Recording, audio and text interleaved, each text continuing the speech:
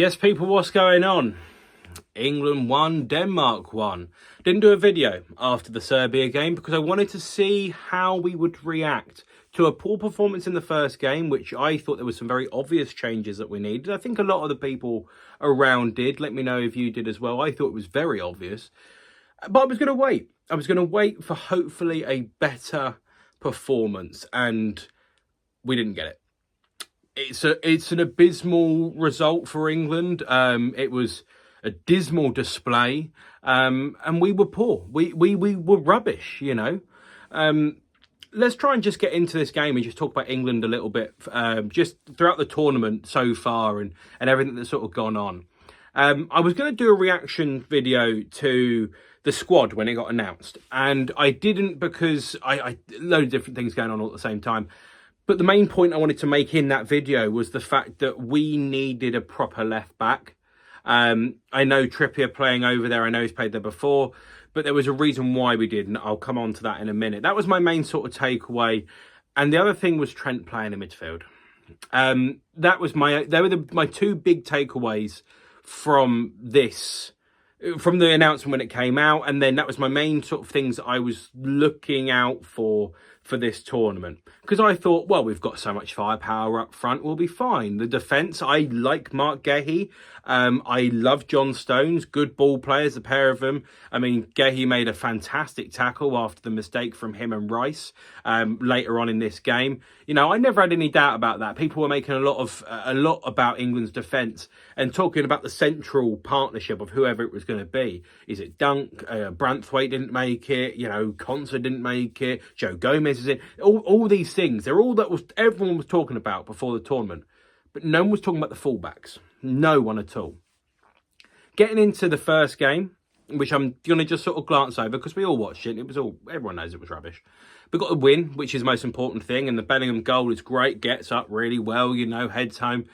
But the two goals we scored in this tournament so far have been getting down the line, getting not necessarily to the byline, but getting in behind them, whichever team it is, pulling the ball back.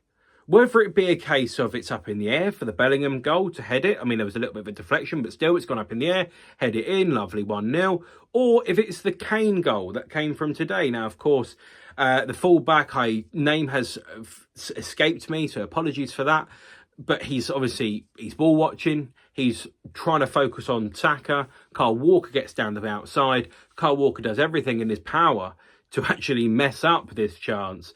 A little bit of luck and a deflection, I think, comes off Saka. I don't know if it's a deflection or if it is passed into Kane. Either way, Saka is the one who turns the ball towards Kane in whichever way he does it, and we're 1-0 up. Now, both goals have come from getting wide down the right-hand side. Now, my main annoyance about this performance today is the fact that the same thing happened on Sunday, but no one was talking about it. The left midfielder, the left winger, and the left back. Because you've got Phil Foden, who everyone knows was not up to scratch on the weekend. Everyone is aware of that, and I'm going to come on to Phil Foden because he's going to be a really big part of this England team moving forward. We all know this, but how are we going to get the best out of him? The problem with someone like Phil Foden is he wants to cut in on his right foot. He wants to come inside. He wants to play centrally. He wants to be involved. He is a central midfielder. I mean, I think it was the Euros or the World Cup that's just gone. He listed himself when they said, oh yeah, hi, I'm Phil Foden, I'm a midfielder. Not a winger, not a forward. It's like me going, hi, I'm Craigo, I'm up front. But then me playing at right back. It's so obvious that Phil Foden is aware that he's playing out of position and he doesn't want to be playing there. Now, unfortunately, for Phil Foden, great for England, you've got Cole Palmer and Jude Bellingham, who also play in the same position as him. But Phil Foden won the PFA Player of the Year. And even everyone knows I'm a Chelsea fan. He should be starting ahead of Cole Palmer. He should. Yes, of course he should. But not as a left winger. Not as a left winger. And the reason why is because he wants to come inside. Which is fine, that's normal. Inverting wingers are a massive part of today's game. Cutting in on your right foot, left foot, whichever obviously side you're coming from. But then you always have a fullback who goes down the outside. Well, we haven't got that because Kieran Trippier always wants to come back in on his right foot. He hasn't got a left, so why is he playing at left back? This is a real crucial thing. Now, I know injuries are obviously going to be of a concern. You know, I am aware. But the main thing I didn't like about the squad when it was originally picked before was the fact that we had players, i.e. Ben Chilwell, for example, not saying he solves all our problems, England fans, let's not go all in here. He was injured at the end of the season. So is Luke Shaw. Now, Luke Shaw, in that 2-week period or whatever it was when the squad had to be trimmed down, has clearly done enough to get in this England squad. Where is he? Is he not fit? If he's not fit, please tell us so we can all be aware. Or have you just picked him for the sake of picking him because if you went to a tournament without a left back, everyone would absolutely crucify you, Gareth? They would. Of course they would. Was it always your intention of always playing Kieran Trippier on that left-hand side? If so, why? Do you want to play an inverted winger, inverted fullback thing where he plays in midfield and you can progress up the pitch? If you do, we want to see it, mate. Because we ain't seeing nothing. It's so infuriating. You get players like Bellingham. Now, Bellingham has had 2 really good seasons in Europe. You know, he's a great player. You definitely want him playing for you rather than against you. But you've got to find this balance now between Foden, Bellingham and Palmer. Because they all want to play in that same position and you need to be able to use all of them. Now, my main takeaway from today's game is it's essentially insanity when you do something over and over again and expect different results. That is pretty much the definition of insanity. We played with players out of position and we expected something to change. We didn't like the lineup from the weekend. Everyone, you know, there was a lot of people that thought, yeah, no, this is all right. You know, Trent playing in midfield, okay. I would love Trent playing in midfield if it wasn't a major tournament that we're actually going to try and win. Because Trent's a good ball player. But if he can't do it in midfield, which we've seen from the last 2 games, he pretty much can't. What's the point of him being there? Listed as a central midfielder. Essentially, you've got 2 right-backs in Kieran Trippier and Kyle Walker, because it clearly seems that there's no interest in playing Trent Alexander-Arnold in his best position of a right-back.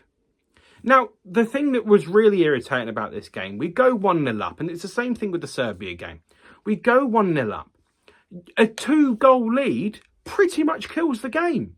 It's pretty much done.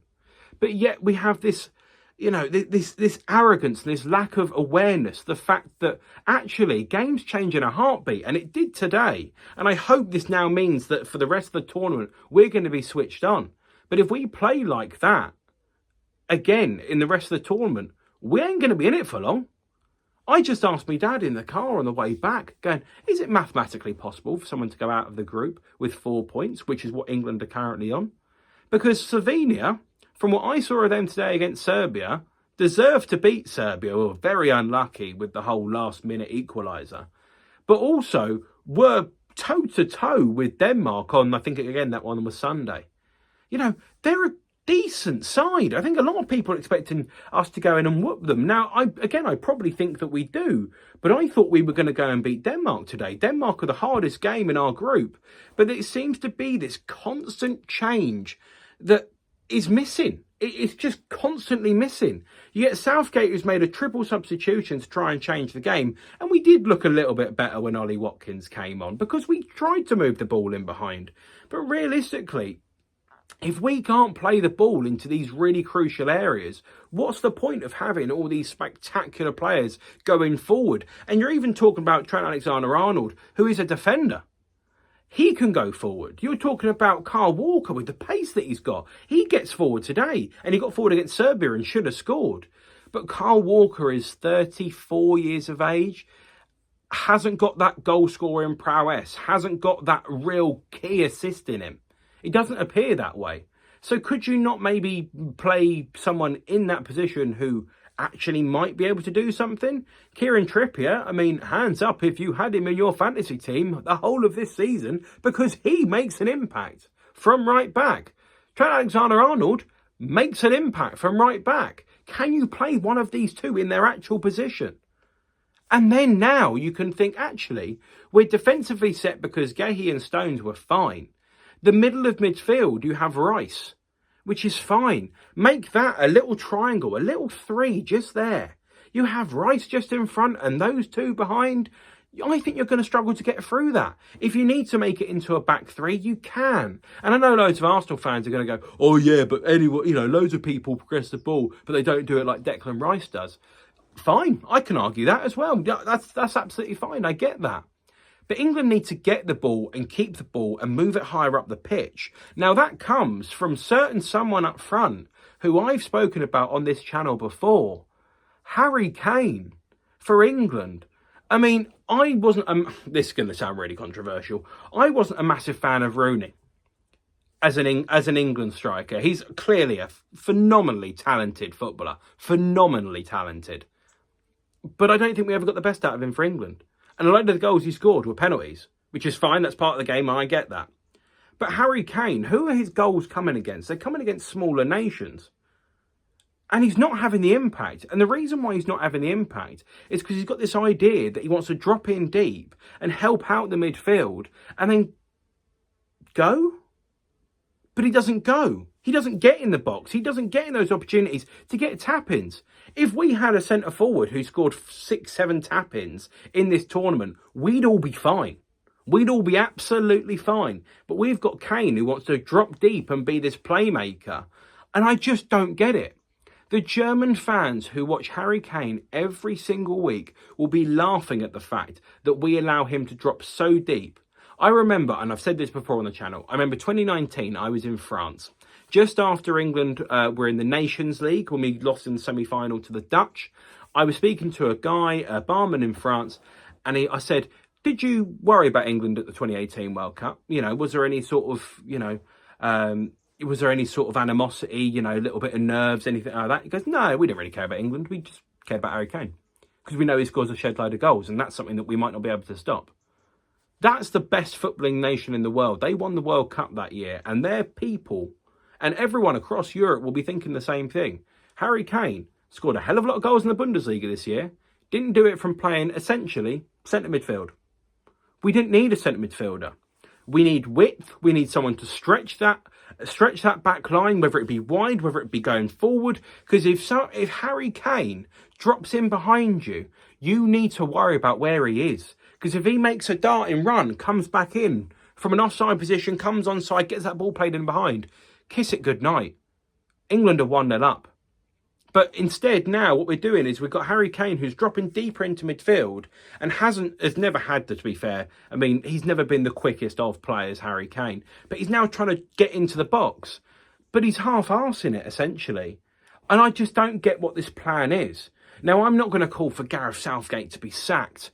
But essentially, doing the same thing over and over and over again is classed as insanity. I mean, I've had the last 6 years of Gareth Southgate has been the best time of my life as an England fan because we've actually been good. But I don't want to be good. I want to be a winner. I want to go and win trophies. I want to go and win the biggest prizes available. And we've had them in our hands at certain opportunities. But we are so focused on defending that we cannot think about going forward. And it pains me so much. It really, really does. Ollie Watkins comes on. The ball goes in behind. We have a shot at goal instantly. It didn't go in. But I generally felt like that was more of a threat than basically anything Harry Kane did during today's game. And also on Sunday night as well. And Harry Kane has scored a goal. And I still felt like Ollie Watkins was more of a threat. Now, I know that's a bombastic statement to make. But realistically, we want to win trophies. We want to be able to win games of football in different ways because you need to do that in tournament football. You need to do that. You can dominate possession. You can do all that stuff, but you've got to do it at the right times. And very simply, for me, as an England fan, I don't believe that we've got any idea of how to go and win one of these major tournaments. And I genuinely think that playing the way that we are now, we're going to progress and go backwards and backwards and backwards and backwards and backwards. When we played in this Nations League, I know a lot of people aren't fans of it. I quite like it as an idea. We've been relegated into the second division of that because we lost to teams like Hungary and we were well beaten by teams like Hungary. And Hungary have been, but it's not the whipping boys, but they will probably finish bottom of their group, I think, because I do believe Scotland will beat them. I don't think that they're that good, which is a big thing to say. And that's the calibre of team that England are struggling against. But then we're being compared to France and Belgium and Portugal and Spain and Germany. Jesus, you know, we've got a long way to go as England fans if we generally think that this sort of performance is going to be acceptable. Now, the big thing for me, I want to see change. I want to see something different. But if I'm not seeing it, I'm going to start to lose faith. And a lot of people are. Please do let me know what your opinions are, because I generally want to know. But I thought England today were poor. I generally think it was one of the worst England games I've ever seen. And we took the lead. There's been certain times we've just been played off the pitch. But I still think that today was worse, because they deserved to win that game, really, Denmark. They really did.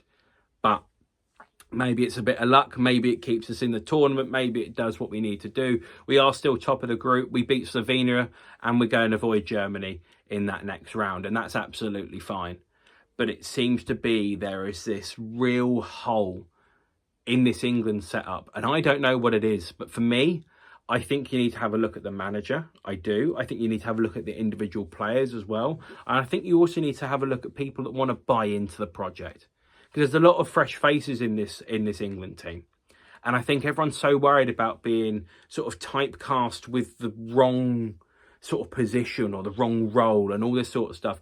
Actually, if you believe in a project and you believe in a system, you believe in going and winning major trophies, all your job is to do is whatever your job is being told to you as. That is literally it. You look at N'Golo Kante, he's come back into the French squad. I mean, they're probably thinking, oh yeah, you can carry the ball, you can do this and you can do that, like he does in the Saudi Pro League. He's always been fantastic. But the second the going got tough, what would he do? He dropped back, he won the ball, he did old school N'Golo Kante stuff, and he's able to do both bits. He's able to do both sides of it.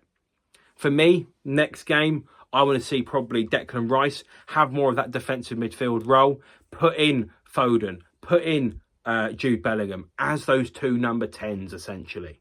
Put them in that gap, whether it be one as an 8, probably Jude Bellingham as an 8, Phil Foden as that number 10.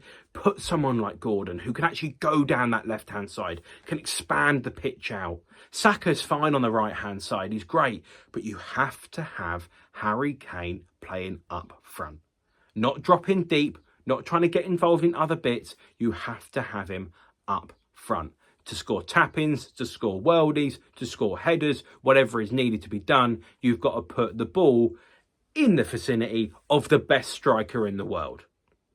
Well, definitely the best striker in the tournament. I'd still count Mbappe as a winger, but there we are. You've got to play to your strengths, England, and simply you're not doing it. And it's frustrating as anything.